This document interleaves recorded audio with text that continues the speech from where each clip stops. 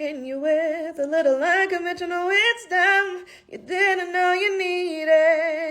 We need to talk about mean world syndrome. This was a term that was first coined in 1970 by Dr. George Gerbner, who discovered the cognitive bias, where over time, we start to see the world as more dangerous than it actually is due to long-term, moderate, or heavy exposure to violence-related content through mass media. So think of news reports and television shows.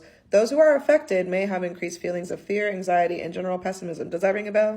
Folks like 47 and Musk and other leaders we are seeing doing destructive things have a vested interest in exploiting individuals' mean world syndrome bias by pushing negative messaging, which gets more engagement than positive messaging, especially online, and essentially makes them more money through the chaos and the distraction. Now, this relates to a quintessential thing you should know about authoritarian personalities. There was a book called The Authoritarian Personality, written by Theodore W. Adorno in 1950, and it essentially was examining why do people have a draw to people who are authoritarian? What is it about their personalities that makes them interested in supporting another authoritarian personality? So there are some individuals who are more drawn to authoritarian leadership with traits that include aggression, authoritarian submission, support for conventional values, mental rigidity and a proclivity to engage in stereotypical thinking, a preoccupation with toughness and power, cynicism about human nature, exaggerated concerns over sex, a reluctance to engage in introspection, and a tendency to project undesirable traits onto others. Again, does that ring a bell? So those sorts of personalities relate to other personalities like that and want them to be in power so that they can assuage their fears and their anxieties. But here's the trick and what you need to do.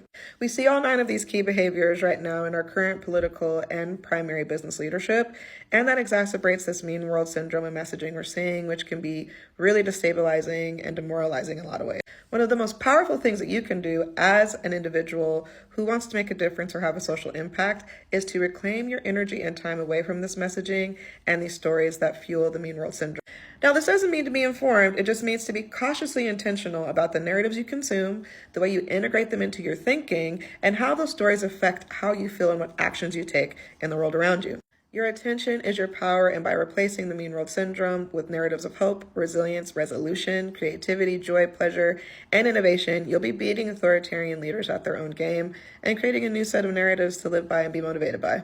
And if you're looking for a place to replace this mean world syndrome, this negative doom scrolling messaging, I run a learning community called the new Quo Learning Community that provides weekly ethical and cultural wisdom that is inspiring, aspirational, and tactical on 4 key topics currently being attacked by this tomfoolery: overlooked cultural history, media news analysis with an equity lens to combat misinformation, tools from social justice books targeted by Vans, and original prose and poetry, because I'm a beatnik up in here, and I want you to be inspired and have divergent thinking while analyzing social issues. If you would like to learn more, if you want to join, it is less than a coffee per month to support this information, to find your inspiration, to find the tools necessary to move forward. You can learn more at bit.ly/TNQ community. The TNQ is in all caps. And you can also go to my bio and click the link there to learn more. But please, reclaim your time and your energy, as Maxine Waters says, because these personalities, they want to distract you and extract as much of your energy as possible so that we can't make the changes necessary to move forward.